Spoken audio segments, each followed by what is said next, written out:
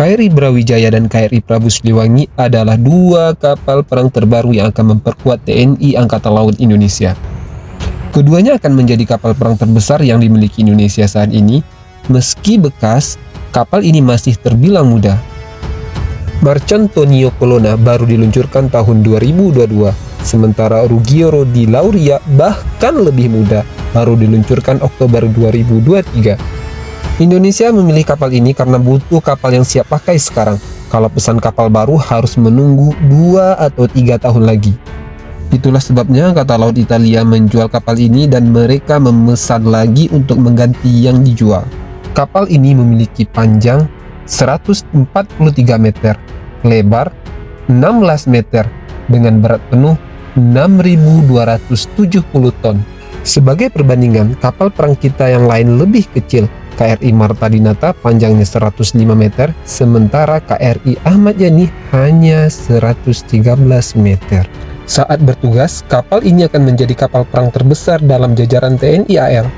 Kedua kapal ini dibeli dengan total kontrak senilai 1,18 miliar euro atau hampir 20 triliun, dengan pendanaan melalui pinjaman dari BNP Paribas, Prancis. Kapal ini menggunakan sistem Kodak Combined Diesel and Gas, yaitu kombinasi mesin diesel dan turbin gas. Mesin diesel digunakan untuk kecepatan jelajah normal, sedangkan mesin turbin gas digunakan untuk akselerasi tinggi. Spesifikasi mesinnya, satu mesin turbin gas General Electric LM 2500 G4 32.000 kW, dua mesin diesel MTU 20V 8000 M91L masing-masing 10.000 kW. Bagaimana kecepatannya? Satu mesin diesel aktif 18 knot, dua mesin diesel aktif 25 knot, hanya mesin turbin gas aktif 27 knot atau 50 km per jam. Sebuah mesin aktif atau kodak aktif 32 knot atau setara 59 km per jam. Jangkauan operasi kapal ini mencapai 5.000 nautical mile atau 9.300 km, setara dengan 3 kali putaran Pulau Jawa atau perjalanan dari Surabaya ke Terusan Suez. Jenis sensor dari senjata di kapal ini tergantung pada variannya. Kapal kelas PPA tersedia dalam 3 varian. Yang pertama light atau ringan, 2 light plus, ketiga full paling lengkap. Indonesia membeli varian light plus. Sistem sensor yang terpasang di kapal ini mencakup radar utama IAIL TAS sistem udara dan permukaan, radar pengendali tembakan buatan Leonardo Finmeccanica, sistem perang elektronik ARCM dan ARSM, sonar bawah air Hull Mountain Sonar dan VDS Variable Depth Sonar, driver detection sonar untuk mendeteksi penyelam musuh. Sistem persenjataan, meriam utama oto melaras 127 mm yang merupakan terbesar di TNI Angkatan Laut.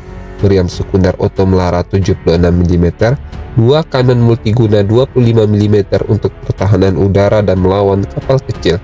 VLS Vertical Launch System yang sebelumnya digunakan untuk rudal Aster 15 dan Aster 30 di Angkatan Laut Italia. Belum jelas rudal apa yang akan dipasang oleh TNI AL.